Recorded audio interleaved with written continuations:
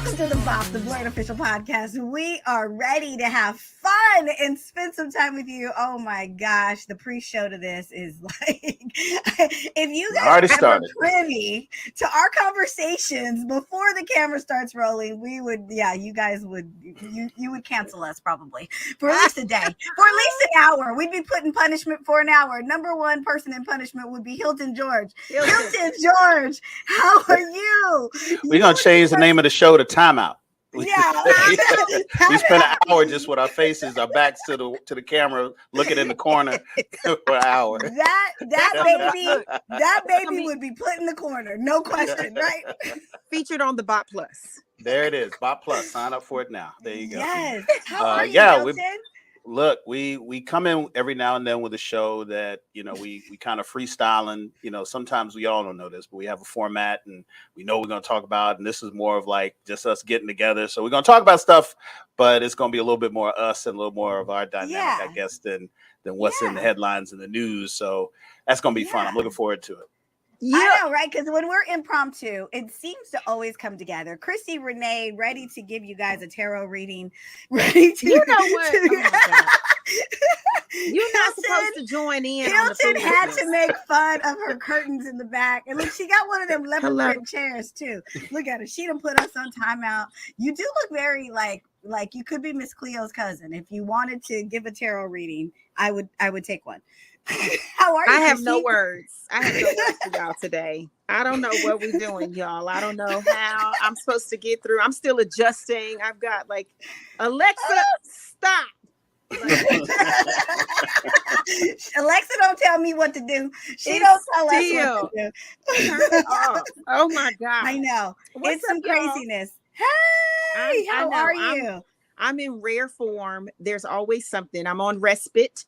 And so I am away, and this is what you get. You get lovely curtains. I wish I could show you the nature that I am surrounded by, the beauty of the land. It's the layout. Send me some pictures. But you can't do that. You can't do that with a government safe house, though. You can't. You're right. Because people use Google Earth and then they find you. Right. So you got to wait till after the trial, after you testify, after the mob go to jail. Then you can start geotagging again. Yes, straight from witness protection. I can't stand Hilton. Hilton gets on my last. I love him, but he get on my last nerve because it's too funny. It's too real. That's okay. We've all been in witness protection at some point. Yeah, we are. It is all good. Life takes swift changes and swift turns. Y'all ain't right. And we are happy, Christi Renee, that you are here with us. We are happy. You're here. Made it here with us. Even underground bunker Christi is with us. She's like, I don't care where y'all put me, FBI. I need Wi-Fi and my laptop. Y'all. But I know. She is in the Ukraine as we speak. Christi's hiding in a bunker in the Ukraine. No jokes aside, those people that are hiding in bunkers in the Ukraine, God bless you, Godspeed. Yes. That is real life situations happening in different parts of the world. Sudan is like real life situations are happening there. All of our prayers go out to everyone. Guys, we lost a legend today. We lost Harry Belafonte, who, he lived a long life, well into his 90s. This is a legend for the Black community. Obviously, he kicked down doors in the entertainment industry as a singer, an actor, performer, musician, but he also kicked down doors as an activist. I think that's one thing people didn't really know, at least this generation. They didn't know how involved he was with civil rights and how he was one of the people who would fund, Martin Luther King and fund different rallies. And, he was a very influential, very successful man. So for him to have even given money or lent his celebrity or, all of that, he deserves we need to celebrate his life. So BET, start putting together the tribute video. We lost Christi. I told you, FBI. Like we said FBI, and look, see, See, I mean, she got a handler off camera coming in and saying you can't say these keywords. Right. You say this, you get shut down. You get shut down. All right. So now, if we do see it, and we start, seeing people's names and stuff, and, we'll be like, okay, who's Herman? Who's Herman? Who Herman calling? Why Herman keep calling you? Who's that? Herman said calling at this hour. Why coming through? Herman said he out front, come to the door. Herman said he coming through. Your Amazon delivery man can tell you to come out and meet him. What's going on? Please get back to Dayo. Come on, it's Belafonte time. So Hilton George, let's get ourselves out of the. Where's Dana when I need her? Dana's not here to save you. Dana is not here to save you. I'm still Hilton George. Let's talk about Harry Belafonte. Hilton. Yeah, that was my man. Listen, okay, so what people don't know about Harry Belafonte is that as serious roles as he played back during the 50s and 60s, right? Musicals and black and white, dramas with amazing actors and stuff like that. He was actually really, really funny. So you may remember a movie called Uptown Saturday Night. Yes. Right? Where he was playing was it Geechee Dan Buford? A gangster. It sounds funny just talking about it. I mean, this brother, he took a crazy out of just this crazy uncle persona, merged it with the Godfather, put the little cotton swabs in those jowls and people don't even know that was Harry Belafonte. He was so dignified. He was like Sidney Poitier, where he was kind of in that lane of playing these very dignified and perfect roles that you had to play back then before we really were able to get loose. But then got into the 70s, and he just played this hilarious character. And if you haven't seen Uptown Saturday Night, it's actually kind of hard to find. But it's also got Bill Cosby in it, so it may not be on a whole lot of broadcast or streaming channels. It's hilarious. But it is one of the funniest movies of the 70s. It's got Richard Pryor in it. Yeah. It's got, there's so many actors. Isaac Hayes is in it. I mean, it's listen, I'm telling you. Talent. So that's really how I got introduced to Harry Belafonte as a kid, was through Uptown Saturday Night. And then started seeing him in a lot of his other roles. Now he's been quiet because the old man retired, kind of pulling back from the limelight.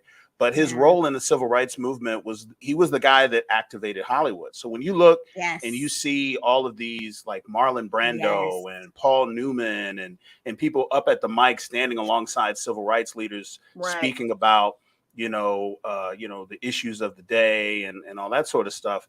He was the one that leveraged that. Like he was the one that brought Hollywood into, this political activism that went all the way through the Vietnam War till today. Like he was one of the first people to do this for almost any cause. Yeah. So he was very impactful, extremely talented, kicked open tons of doors. I don't think we would have the Hollywood entertainment landscape we do today without a guy like him who embraced his blackness culturally, but also his I think it was West Indies he was from, where he brought a lot of that musical influence to his performances and things like that.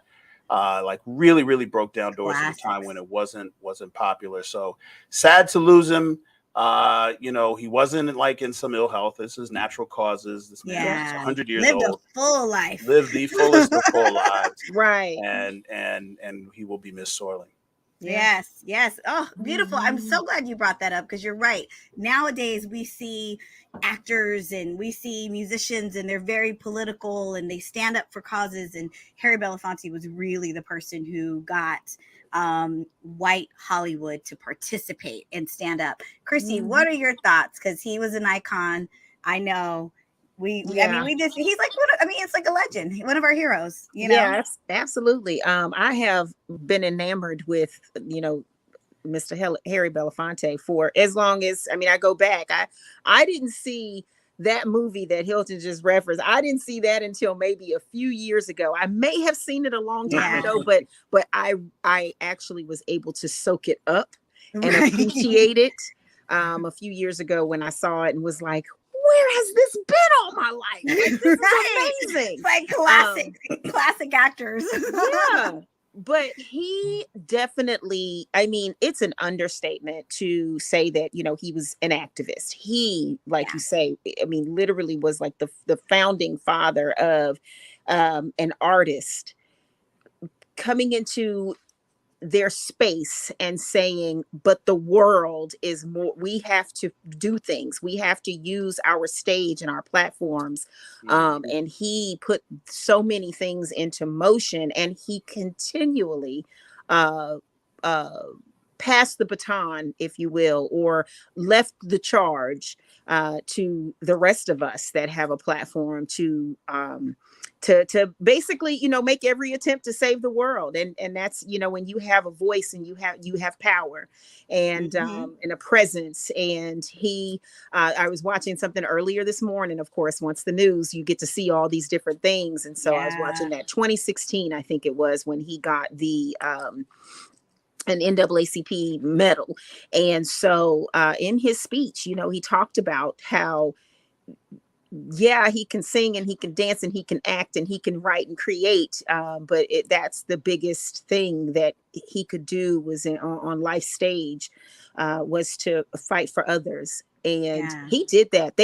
That was a different era that did those kinds of things. And it's interesting because we can talk about certain artists. Yeah, just as of recently, Lizzo is another one who I have to give her credit, and she definitely pulls from that blueprint that the iconic Harry Belafonte created of using your voice. She was told not to go to Tennessee. She said, why? Tennessee needs me. And then with all of the hysteria around, you know, drag queens, I mean, just the hate that comes with that. And she's, you know, she's tough enough to get up there and challenge everything. And so it's that fire that he has the torch. I do love there's a picture that I found this morning of him passing a baton to the beautiful and fierce fire Jesse Williams, actor and actress. And Jesse Williams has oftentimes been likened to Harry Belafonte, and he takes very good ownership of that role and that task. And I just am so thankful. He was sexy. He was. Cool. He was now, cool. see, we was going real. Listen, 15 minutes in. Good, weren't we? We was doing good. Yeah, y'all up here iconic, lusting after this man's immortal soul. The iconic scene in Carmen Jones. The iconic scene in Carmen Jones where he kisses Dorothy Dandridge's from her feet up her leg. Like, that has been played out in various cinematic. So anyone who's watching the BOP right now who's under 30 and maybe does not have a direct relationship with Harry Belafonte or his body of work, he the one your grandma was fanning herself about when she come back from the theater. He was Talk to your granny. Jordan. He was the first black sex symbol. Because wasn't nobody lusting after Sidney Poitier. Okay, let's keep it real. He was lovely. He was a great actor. He was important. But this is what is called polite denial. No. This is like, no. Sidney was sexy because Sidney was sexy in his own way. He was so regal. Regal, not sexy. But that's sexy. He was not. The sexy was this island brother who was singing and dancing and playing these leads that had a sexual tension with the female lead. Well, you know what though? That was the beautiful part, because I think up until that point, had we seen two black people be in love and see the passion and see, like, that's why that movie was so groundbreaking, so revolutionary. And like she said, he was opposite Dorothy Dandridge. And I know you guys had got a version with like Beyonce. I forget who that one was when they tried to redo it. Go see the original. Carmen Jones. You can find it. It's streaming somewhere. But yeah, that was the movie that we got to see for the first time, two black people in love, and the passion and the fighting and the loving and it was just everything, right? So Sidney Poitier was amazing, regal. Harry Belafonte was amazing. handsome. They were both regal, handsome, and that's one thing I miss. Like, Yeah. actors back then, the class, Classic. It was classic. It's like the way they treated women, the projects they picked. And, you know, nowadays, I mean, we get stuck in these ruts when something's like hitting. This is what they do. They do 10,000 projects that do this. Back then, I mean, they really were. You know, the amount of roles that were coming down the pipeline were far and few, but when they made something happen, they really were selective with what they chose, and they made it happen. What were you about to say, Christy? I can see those wheels turning. Well, no, to your point, I was just gonna say, if you all haven't seen, I think it's on Netflix. Hilton, you might know. Am I Black Enough? Is that black enough for you? It's a doc. It's a documentary, and of course Harry Belafonte is in it, Sidney Poitier, and it just and a host of others. Is it black enough for you? It's on Netflix. Yep. From that beginning of, you know, us really finding space in that Hollywood setting. And it is incredible, but they do so much behind the scenes and stories that you've never heard before, and tales of, you know, whether it's, you know, victory or defeat. They give it to you, and they talk about whether and it's the good, the bad, and the ugly, you know, of blackness in Hollywood and these iconic figures and moments that we came to love. But that's an excellent reference point, I think, to give us a little bit more, I would say, appreciation for those that, you know, come before us and pave the way. So and that's what I think. That's what I think, like when someone like, you know, Harry Belafonte, when we lose one of our icons, if we do nothing else, I think that's when you have to take the moment to go watch these older films, to go do research, to actually, you know, appreciate, you know, our journey and how we've gotten here. It has been a lot of people that have blood, sweat, and tears just to pave the way to open doors for people like us to just podcast. And that's not homework. It sounds like homework if you're under 30, but there's some really good movies and good stories being told, even though there's no CGI and there's no giant robots or Michael Bay explosions. You know, just some of these amazing movies that they were in, you know, Guess Who's Coming to Dinner, you know, there's this whole, you know, library of movies that are just really entertaining, that aren't, you know, filled with like, you know, gossipy drama like reality TV, but really, really are methodically talking between actors and giving them a chance to perform. And, you know, if you can put yourself in the place of somebody watching this movie for the first time in the 50s or 60s, you can really, really, really enjoy some of these stories. And a lot of these stories involved actors like Harry Belafonte, who did so much for the genre and opened up so many doors for these stories to be told. Yeah, I agree. And he's right. It is not homework. It is just pure entertainment. If you like good movies, if you like quality projects, check some of those movies out. Another thing that's been happening that has just put us in a place. Oh, it's been very difficult to watch this all unfold, and it's still very new. You guys know we are huge fans of Jonathan Majors. News broke a few weeks ago of a potential, you know, assault charge. I don't know what's going on. I've heard so many conflicting stories, and I know, like, usually in these situations, you're advised by your lawyers to stay quiet and we'll put out a statement, but we haven't heard anything really from his camp other than a few things from his lawyer. And it's been very upsetting. Now, I will be the first to say, you know, if a woman has been assaulted, if something has happened that has been, you know, terrible, and supposedly there's more than one person that has come forward, I stand solely in, you know, I want justice to be served if there is a crime that has been committed. But in the same breath, you guys know, Black men in Hollywood, Black men in a political circle, just anywhere that we have found success, we have been accused of things. And there have been times people are falsely accused of things to derail their career. And this one's been difficult to follow because, obviously something happened. He was with an ex-girlfriend or potential girlfriend at the time, and she supposedly reached for his phone because he was texting other women. I don't know. Something happened. But then there was just an arrest, and then there were all these other reports, and the lawyer said that, they've released a video of her at the club later that night. So if she was hurt, this possibly couldn't have happened. There have been other women to supposedly say, oh no, he's, assaulted me. There have been other people who have come forward and said she's absolutely lying. There is no proof. So who knows what's going on?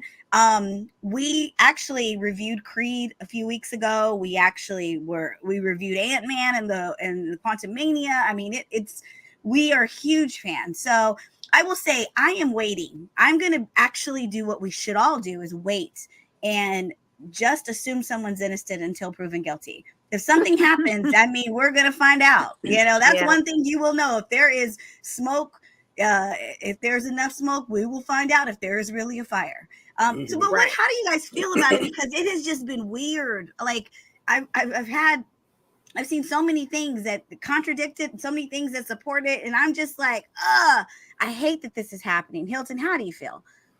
We have to keep like that one foot in the space that you were talking about of like, okay, the details haven't all come out, and the story is moving slow.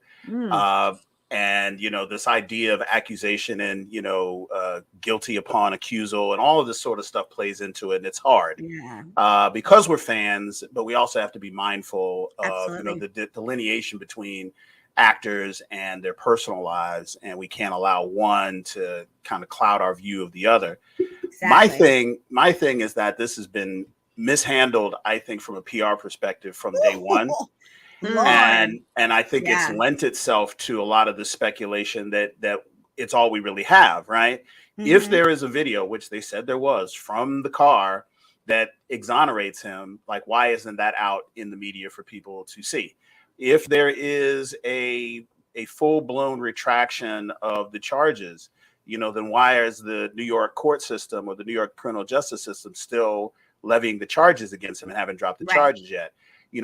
We just keep getting this sense that there's another shoe to drop, and it either doesn't drop, how or when, or isn't the shoe that we thought it was. And you see these things and I know, Karan, as somebody in show business, you probably have a sense of this that the average person does not. When your PR team and your agency drop you, that is a sign that there is something on the other side of this that we haven't seen yet.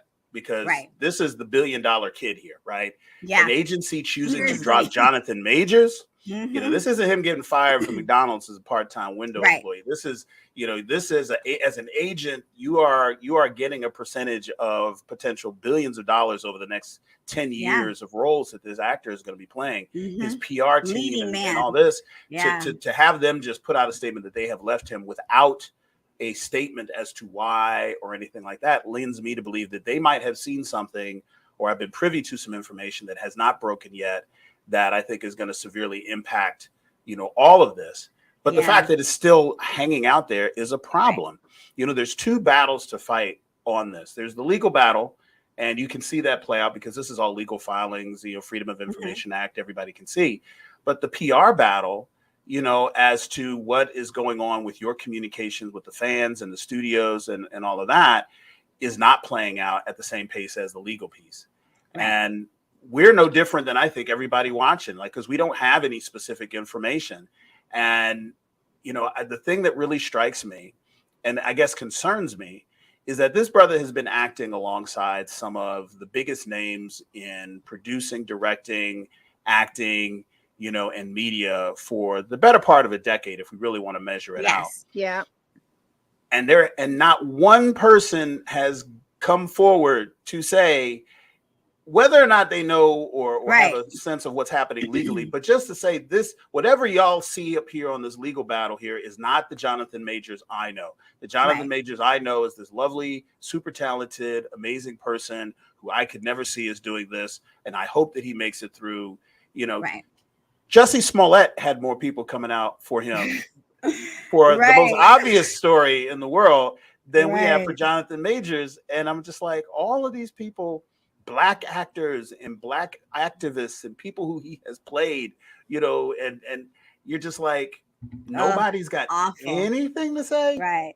So it's just a bad situation that on one hand, I hope his people can finally get ahead of and kind of like taking control of the narrative if there is something positive or some way to steer this that would shed more light. But at the same time, I'm also looking at the criminal justice system saying, look, somebody from the DA's office needs to come out and say, this is what we have. We are going to take this to a grand jury, you know, and kind of let us know, because the speculation is hurting him.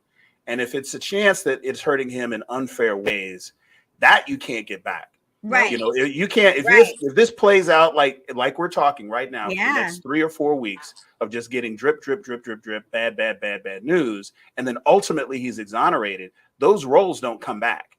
Yeah. You know, his image doesn't come back. Yeah. And I hope that if he is to ultimately be exonerated, that happens sooner rather than later, so that he doesn't damage, you know, himself as an actor in his career. But also at the same time, if he's guilty and there is truth to come out, know that.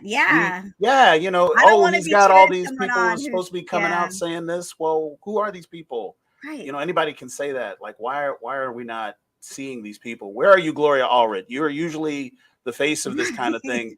That you know, I mean, I'm joking, but together, right? But we're you know, we're all in our little bubbles trying to figure out what's going on with this brilliant actor, and you know, we want to get this, we want to close this loop for whatever, better or for worse. But being out here in our own imaginations is not a good thing for anybody. I know. And Marvel, I'm sure, like, I mean, we know he's in quite a number of projects. He is phase 5. It is, exactly. You don't have phase 5 without Kang. And in my opinion, you can't have Kang without Jonathan Majors. And he's already shot. We already know Loki is shot. Like, Loki is finished. It is like finishing touches are happening. We know that. I mean, it is so many things. And so I know the executives are probably losing their minds. But you're right. We're kind of in this gray area where it's like, their text being released, and we don't know if it, like, you know, it's just all so confusing. Chrissy, how do you feel about it? Because we have been, I mean, it's just tough when you see it's a tough situation if it ends up that he's guilty. It's a tough situation if it ends up that he's innocent of this. Right. Like, it is all bad. Right. Shoot. I feel a lot of what both of you have already said. You know, I on the one hand, it is, I mean, it's painful because we are such big fans, but it's not just about the fandom. It's about the support and the celebration and appreciation of celebration for and appreciation of this young Black male actor being, you know, thrust into this space and occupying it with his civil rights sexiness, you know, and his energy and his frequency. Like, you know, he's not the typical, but for our overall community, he represents that, right? So you have that on one hand. So of course we do want to sit back and watch this thing kind of unfold, and in hopes that whatever the case may be, whatever, you know, come what may, there is not only, you know, justice for whichever way it goes, right? But there's therapy, and there's, you know, help, and there's retribution of sorts, and there's, you know, some progress, some forward motion progress, so that this can be something that, you know, people can recover from, and and pivot and be able to go on and do some other things. You know, I also hear what Hilton is saying, that it is bizarre that no one is coming out giving so much praise, although I've seen a few things. It's not a lot, like you say. I don't know, the whole Jesse Smollett thing again, that shit is still so confusing to me. That was like the buffoonery of 2020, or like, it was I still what is happening? I can't believe that still happened. Like, that actually happened. I seen, which is again bizarre. It was like just this big giant, shit show. But here we are in something that is a little more serious and also a little more relatable, I guess. But I also don't see anybody run into the mic to talk about how horrible he is either. So I'm kind of grateful for that. And maybe everybody, I don't know. I it could be some, let's wait, because they might have something that can just completely exonerate him from this. That's really honestly my hope. Yeah. But and also at the same time, we know the justice system,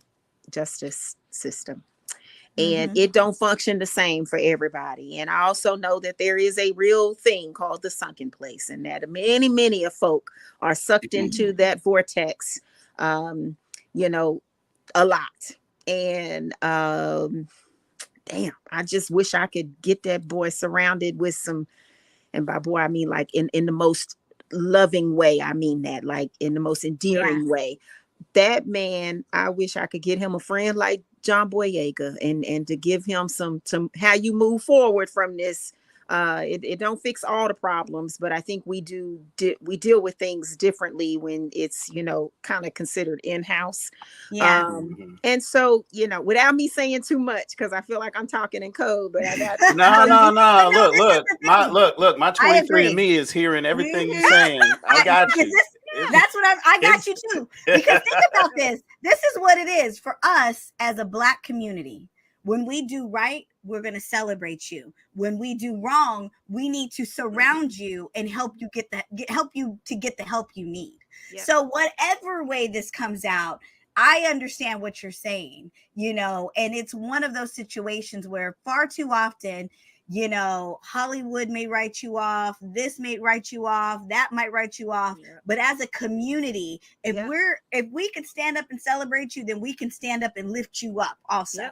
Yeah, so absolutely. That's where we kind of that's how we should think of it. And when you said this boy, he is every Black man is one of our boys. It's that's one of our, yep. You know what I'm saying? So I remember seeing a meme where it showed a young, cute little Black boy, and then it showed an older, Black man or an adult Black man, and it said, "When did this little cute boy turn into a criminal to you? Like, when does it? You know what I'm saying? Yeah. So it's like society has already put all Black men, I feel, behind the 8 ball. So for us as a community, I know a lot of people don't understand it, that we're even on the fence, but it's like, we're on the fence because we have to protect each other. We've had to do this throughout history. So it's one of those things where obviously we want justice to be served if there was a crime committed.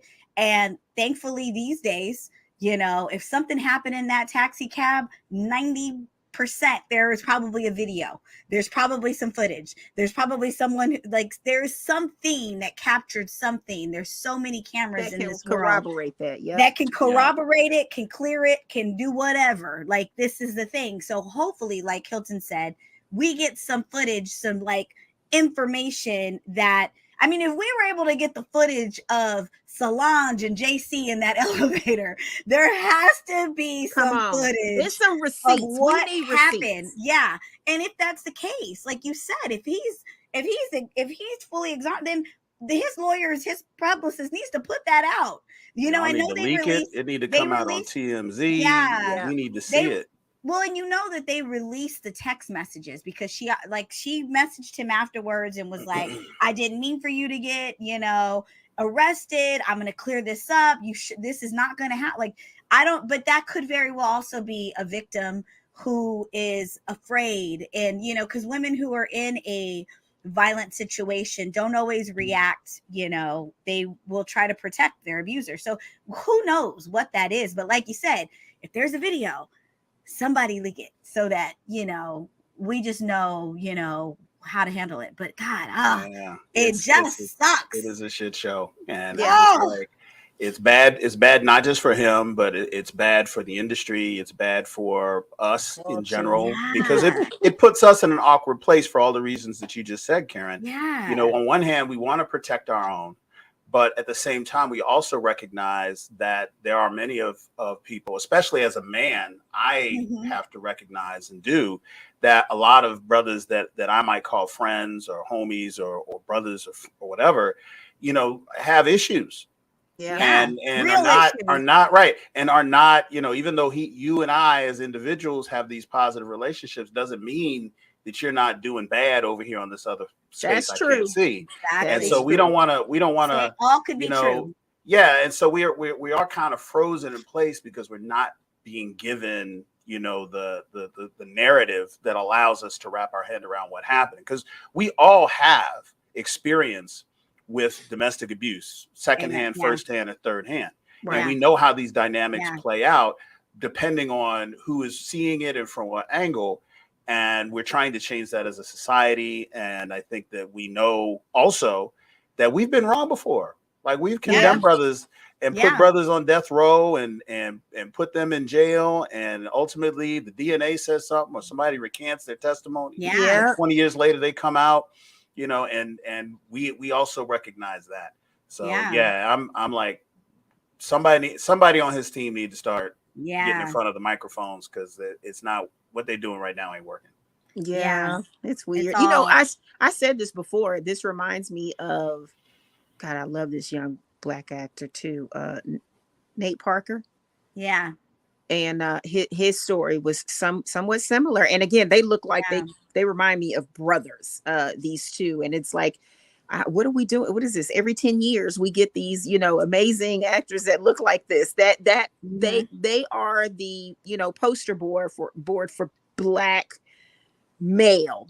And I don't know what it is. I really hope that it's I want him to be I want him to be good and right. Yeah. I just want I want everything. Like if it were, you know, it's like at the end of the day, you just hope nothing like this would happen to any woman. You hope nothing like this would happen to any man. There, done that. You wouldn't want anyone to be hurt. You wouldn't want anybody to be wrongly accused. You wouldn't want anybody's career to be affected. Right. Like it's just all a terrible situation. And it can't be, it's like it's one of those tricky conversations. It can't be just brushed under the rug. Like this is some stuff that, you're right. Like it seems like every, 10 years, something like this comes up. And I know like Nate's situation was different, but it was just all bad. It was all bad. And his career was drastically affected by that. Yes. Like it was, and from what I understand, he went to court for that and was exonerated from rape. The evidence didn't say that he did that. His career never recovered. Yeah. Because it came up and because that young woman, unfortunately, she took her life. It was something that could not be, his career was just not salvageable. At least I know that he directs now and he's kind of behind the scenes, but as far as him being a leading man actor, it's like he just could not come back from that. So it's one of those situations where, it is just no bueno. Terrible. Yeah, it's no bueno. And you know what? Isn't this weird? I'm sorry. Isn't this weird though? Look at the polarizing experience we're getting with this. We're on first he does this bromance photo shoot and gets under attack. You know, Michael B. Jordan isn't under attack, but he is. And then now we're at this point, and this is all in the span of like a couple months. Like that is just so, it's so bizarre. Again, I oftentimes feel like that's why I think we're in the place that we're in, because we felt like we were like we felt like why are y'all picking on this man? Like we were having to defend. He's a trash, like he's a gift. Like the real crazy part of that is that it goes back to what we were talking about, Karen, where because there is a lack of a hard narrative, that gap of knowledge allows for other voices to come in and imagine. But what I noticed, and I commented on this on social media, I was like, you notice that the brothers that came after Jonathan Majors for being, emasculating Black men and being effeminate and all of this stuff because of that, and the Vogue, or was it Vanity Fair photo shoot? We got one of them, Vanity Fair. Right. The combination of those two things, he was emasculating Black men and da. Those same voices turned around and was patting him on the back and supporting him when they thought he beat a white woman. And I was like, wait a what is minute that? now. Like, Ugh. what is your definition of masculinity? If he so is the skewed. problem, he is what's wrong with Yeah. black masculinity in the world on one day. And then when he gets accused of beating a woman, then all of a sudden y'all are like, nah, black man, this and that. I'm like, your view of masculinity is being shown. Yeah. And you're like, you know how you say your slip is showing. Yeah. And I was like, you know, some of the same people that was tearing him down for, you know, for being emasculate and Yeah. effeminate or whatever they called it, were thought that this was some demonstration of masculinity, being accused of hitting a woman.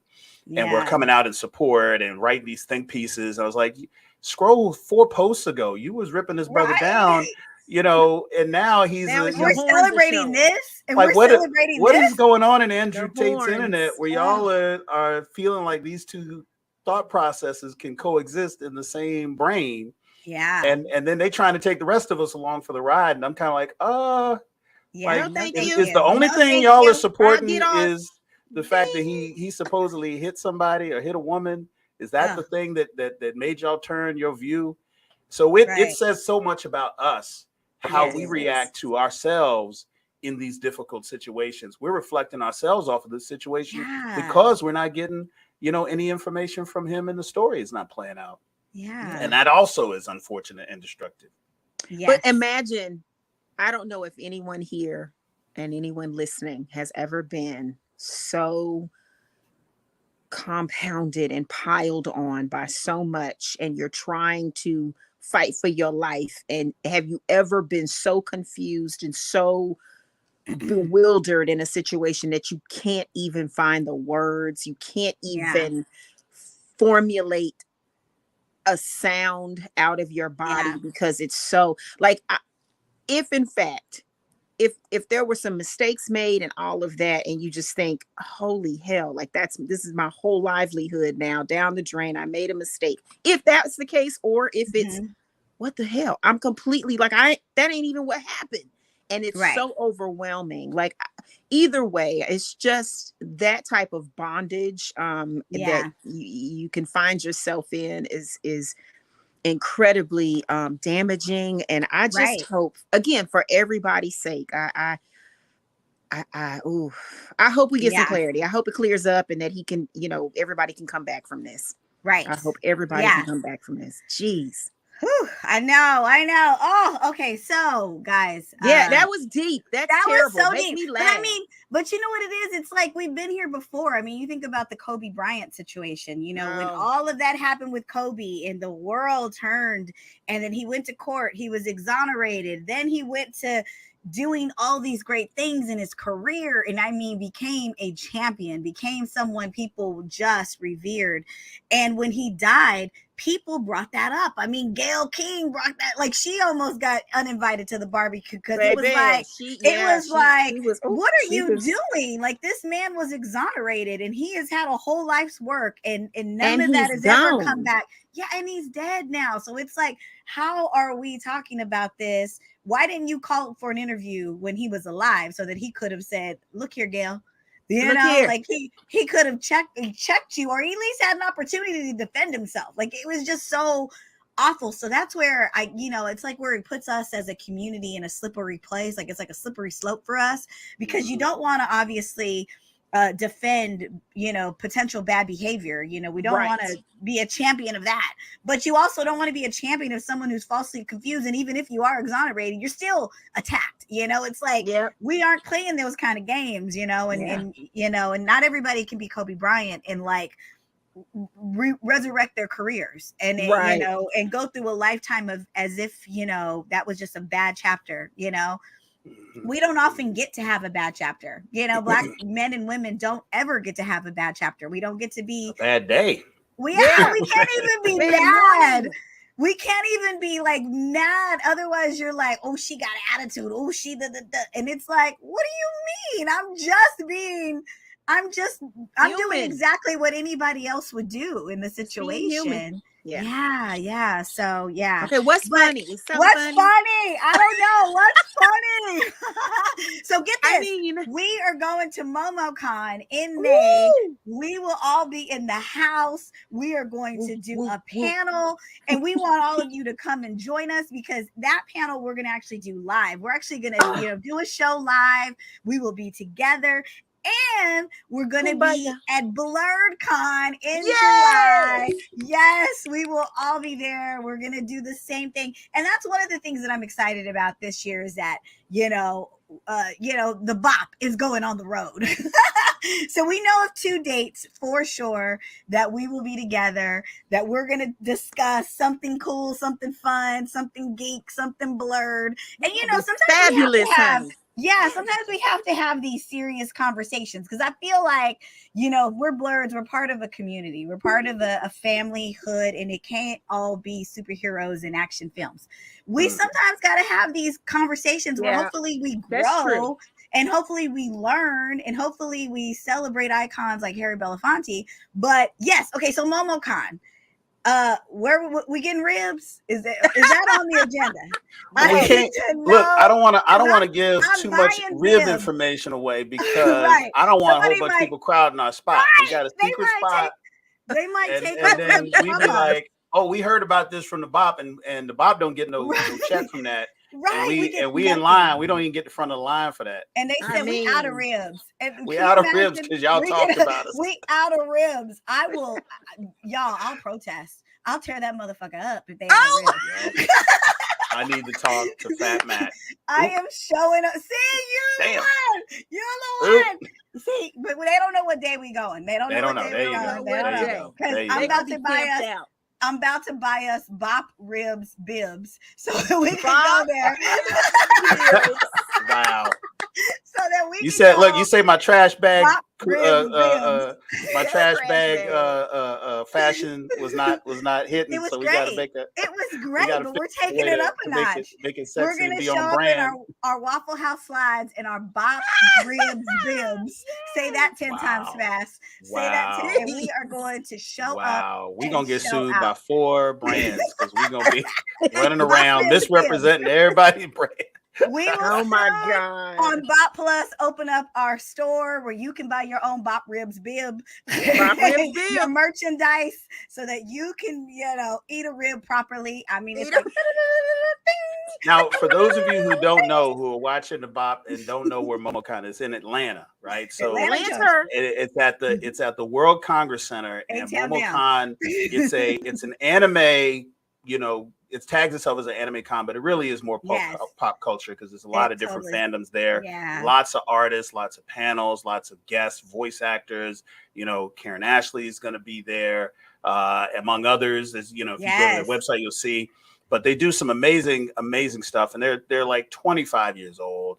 And there's like 60,000 people there this past year. And Atlanta is just a fun place to go. There's lots of really great things to do at night, places to eat. It's a chocolate city. So if you're not in Atlanta and you're wondering, oh, could I go and do that? Absolutely. You come out, just get your badge, come on through. It's all access. So if you buy a badge to MomoCon, you can do pretty much everything. And we're gonna have a booth. I think we're gonna be near like the cosplay area, and we'll show you. Shows up with a DJ. That's all I gotta say. We'll have music. Shows up with a DJ. I will obviously show up, and we'll battle Power Rangers. Yeah, and we'll battle anybody that tries any other DJ. He will battle. We be turning up in the space. We like to bring a little bit of the blurred experience to the nerd space. And so we have the music and the cosplay, and we're grooving and creating a vibe. So it's a little oasis in the middle of the. We've already asked. We said, look, there's only one requirement, and the requirement is that Karan Ashley be next to BLERDCon. Like, that was in my contract. Look here. And so, we will be right by each other. Christi and I will break out in song and dance at any given moment. And I'm ready this year. Because y'all remember BLERDCon, I'm sorry, not BLERDCon, but MomoCon was my very first con last year. And I You've done at least 8 cents. I've done more than that. Way more than that. She cashed in her 10, V card 15. at MomoCon. So it's a special place in her heart. Cherry popped, honey. Cherry. Ew, it was so fun. Yeah, we had a ball, and what I love about it is that it happens to be over Memorial Day weekend. So a lot of y'all are already off, right? And you're probably wondering what you might do with that weekend. And if you're within driving distance, it's easy. If you fly in, it's easy because it's Atlanta, it's a hub airport. Only real difficult thing is like just trying to pick where you're going to stay in case you want to walk or, you know, all that sort of stuff. But even if you got to walk, even if you got to Uber, it doesn't matter. It's just going to be so much fun. There's going to be parties. There's going to be music. And as you heard us say, there's a lot of food. But listen, this is where if you got like blood pressure or cholesterol issues, and all this stuff, Atlanta is not gonna help you out. It's not gonna meet you halfway. Bring your blood pressure pills. Bring your pills. You might be popping them like chiclets. You'd be like, because listen, I'm telling you, everything in Atlanta is just a little bit blacker. The blackness is turned up. Yes. Right. So when you get a sweet tea, I know you used to go to Pizza Hut and they give you the sweet tea, and it's like, oh well, that's all right. Ooh, this tea gonna hurt your teeth.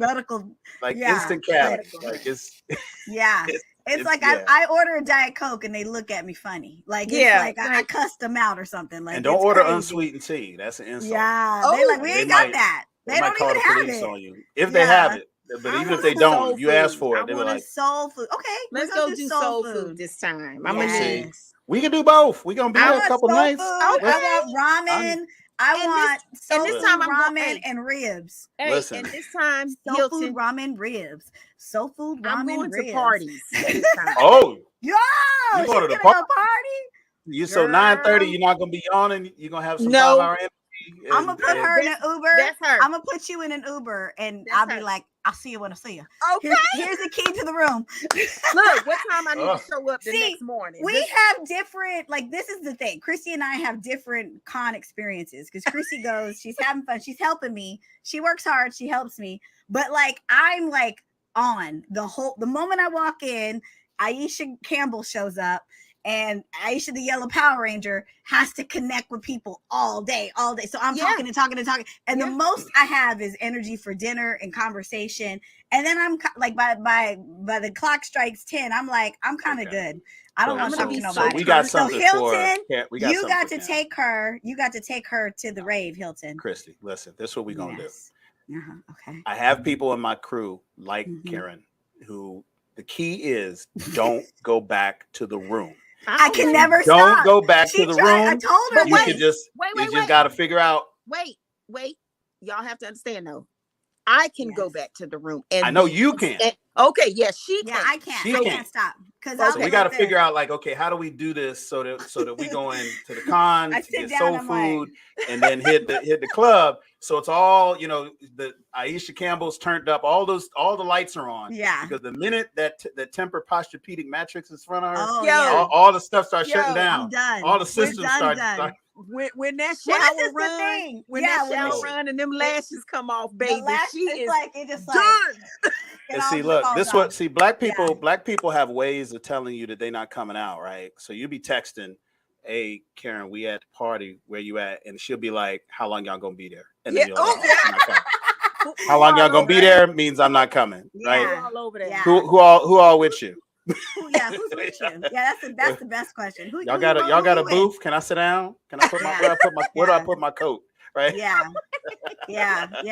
But that's the thing. Like but see, this is your 15th con. This is like my 15,000th con. I realize I've been doing cons for 15 years.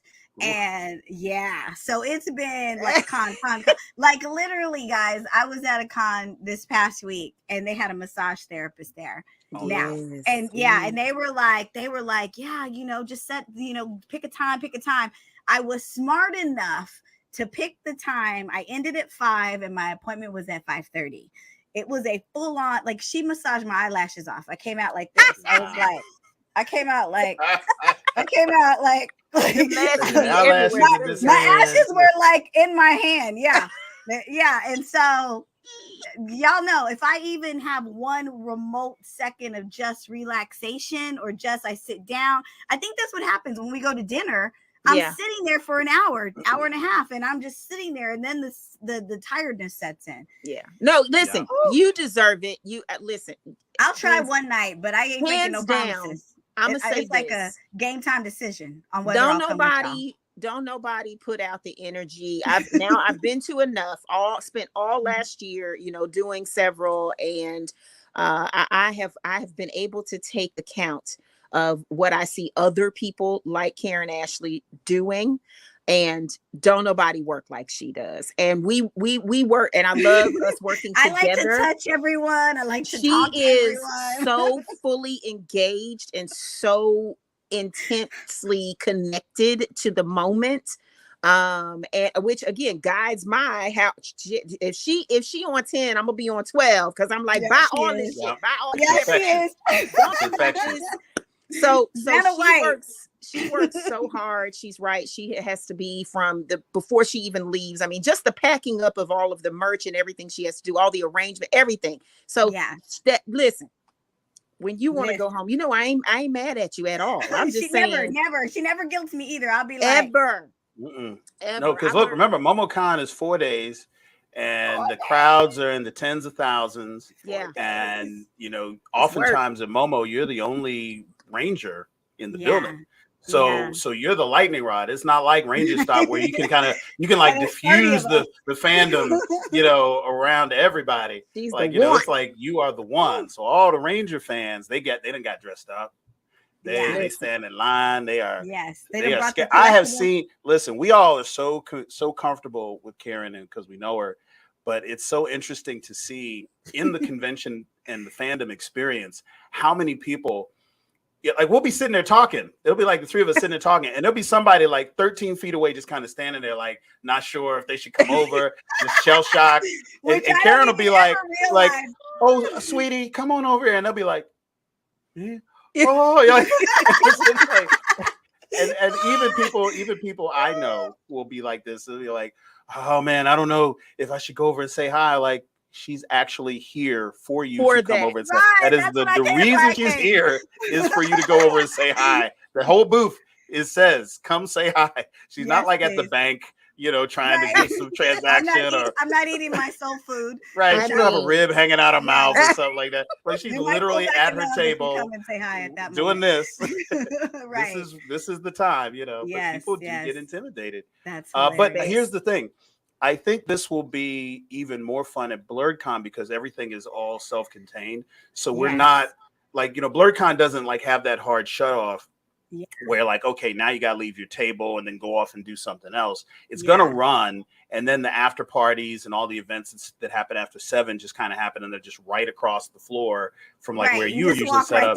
It's like right there. So there's no trip in an Uber and going over here or there. And then with the food trucks, if you're going to get food, you're like, 30 paces to eat, so we might get to see more of Karan Ashley in that zone at BLERDCon, maybe than we would at I might get Momo. on stage and do this. She's been turning up a little bit lately. So I've been turning up. I was at MegaCon and I actually went out, and Walter Jones is my witness. I went out. I was at. You was with Walter. Oh, yeah, okay. he was like. She was with the Pied Piper. That brother. He is like he's the salsa dancing partner. You talk about keeping up with Karan Ashley. Yeah. I only lasted an hour though. I was like, okay, good night, bro. Good night, bro. Yeah, all right. That's enough. I came, we started, I bounced, he stayed. Even I don't think I can hang with Walter E. Jones. I know. He's a lot. No. I can do a little bit longer than you, but I can't do that much. Yeah. Yes. Huge congratulations to my Power Ranger family. Once and Always came out this past couple weeks, and we were number 3 on Netflix out of the whole United States. And yes, so we are very happy that you guys were so happy to see the special. Yes. If you haven't watched the special, watch the special. That's on the next episode. Watch. Yeah, look, and maybe I'll get some of them to come and talk because the nostalgia mainlining. It's just like it just washes over you, and it's so endearing, and it really is. It really, really, really is. I watched so well in this. Very thoughtful episode. Yes. So. Yeah, and it was shot prior to. I mean, obviously, this episode was dedicated to Thuy Trang, who we lost in like 2000. I think it was 2001. in a terrible car accident. And so it was like overdue. She deserved an episode. She got the party started as the Yellow Ranger. And so I loved the idea of what they came up with and the whole thing. But this was shot prior to us losing Jason Frank. So it was like, we knew there was going to be a tribute. We didn't know what it was. And we were able to see it probably like a month before it came out. And we were like you, we lost it. It was so touching. And so if you haven't watched it, watch it. It's good old Power Ranger nostalgic fun. They were able to bring a lot of us back, and you felt that same way you felt in the 90s. And Walter Jones was amazing in it. Since we were talking about Walter, he was amazing. I was like, this brother's in his 40s, jumping around like he's in his 50s. He's in his 50s now. He's like 53, I believe. And Walter Jones is like, I done took years off the brother because he breakdance. Because he looks he looks like he's in his 30s. Like, what his motto is Zach don't crack. And Zach don't for crack. real. He is, he was amazing. Everyone was amazing in it. Yeah. But he for me, it was so cool to see him like walk in front and say it's morphin' time. Like it was just like I screamed in the theater when that happened. We were watching it next to each other. So but guys, watch it. We're at the end, guys. We're at the end. This is it. I know the time flies when you're having fun. I know, gosh, but we'll be back. You guys tune in for some more, the BOP, the BLERD official podcast. We're here every Tuesday. We want to hang out with you. We want to discuss things with you. If you guys ever have topics, send them in. Tell us what you want us to talk about, and we will give you our unsolicited opinions. Right. The Waffle House episode is pending. We're going to do it. Yes. We need to do a waffle. We need to be in a Waffle House and do a whole episode. 2 blocks. There's 2 blocks from right MomoCon. there. MomoCon. Right there. Like, guys, I think we figured out what we're going to do, where the after party is. We have figured out where the silverware. It's so authentic. Oh my God. I just want them cheese eggs and that chicken breast. Okay, so guys, tune in next time for the BOP the BLERD official podcast. We love you. We mean it. Bye. Tune in every Tuesday for a new episode of the BOP the BLERD official podcast.